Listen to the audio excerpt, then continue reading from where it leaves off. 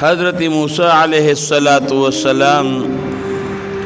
د حضرت شعیب علیہ السلام نو رخصت واغشت چې خپل وطن تزم او د خپل مور ملاقات لازم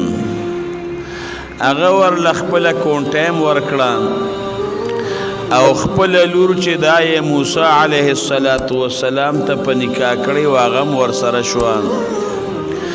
او سګړې چیلم ور لور کړي او روان شو تقریبا اکثر پیغمبران داسې چې وی دا غړې او چیلې سره ولیدي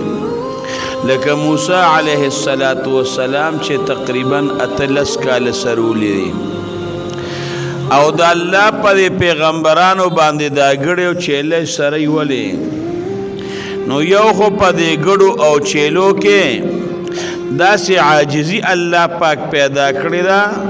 په دې حیواناتو کې یو عاجز غونته مخلوق ته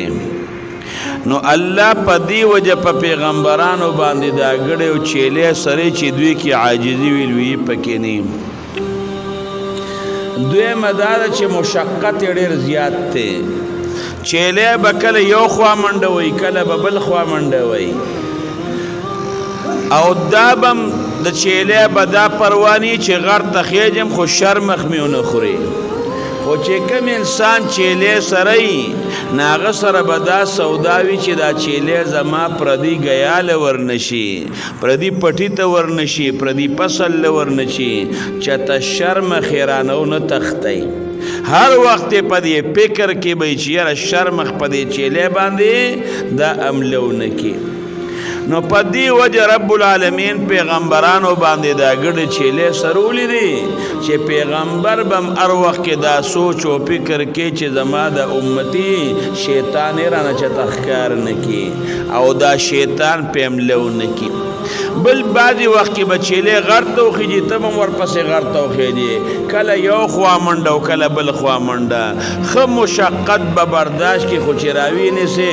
دب نشي ورکولې ولې کو چوکاو کو تک ول روبروم چې تخکر په مات نکم چې تخپ په مات نکم نو صبر نه خلق کارلی نو پیغمبر د تبلیغ په کار کې به صبر نه کارلی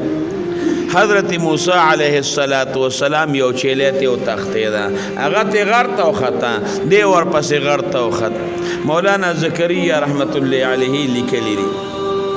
هغه د غر نه راکوشو دی ور پسې د غر نه راکوشو خمنډه ترلې حضرت موسی علیہ السلام لور کړې چیلې ځان ستړي کو دی هم ستړي کو او چې کله هغه چیلې ونیوا او دا غینه الله سراتو کو ځان تیرانیز دیکړه انصافدار زرم په مشقت کې واچولم او ځان دیوم په مشقت کې واچو مینه ور سره وکړه نو پدی وجه رب العالمین پیغمبرانو باندې بعضی پیغمبرانو بلکې اکثرو چیلې سره ولیدي چې دا به امت سره مینه کوي او د تبلیغ په کار کې به دا مشقتونه او دا تکلیفونه ورازي دا به برداشت کوي